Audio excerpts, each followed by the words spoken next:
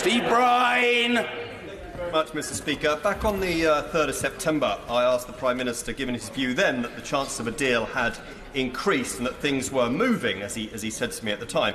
What evidence of that progress he could put before the House? Now, I think the Prime Minister is unfairly maligned, because I have sat face-to-face with him, as have many, and I know he wants a deal.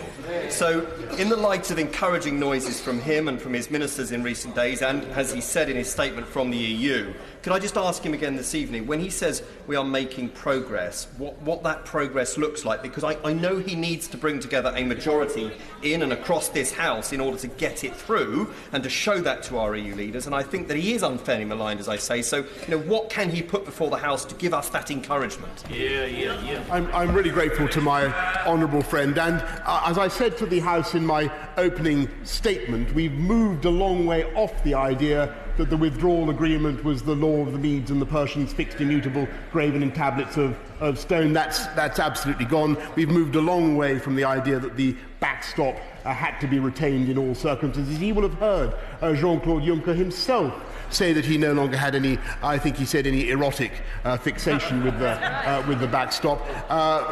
In concrete terms, the three, and this will perhaps be helpful to the House, the three areas in which progress is being made are the concept of the alternative arrangements, which I know has been discussed many times in this House, and many right honourable members have gone over it many times, but it is a fruitful area of discussion.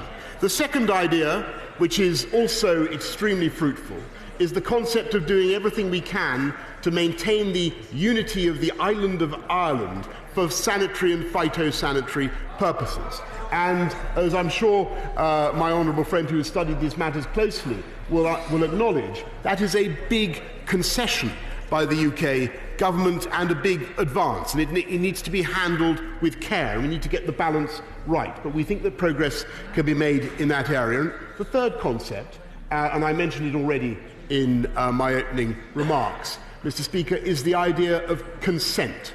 And I think consent holds the key, because the problem with the backstop, as honourable members opposite will recall, because I heard some very good speeches against it from the benches opposite, the problem with the backstop is it doesn't repose the locus of authority here in the UK, and we need to remedy that, and I'm sure he understands that point too.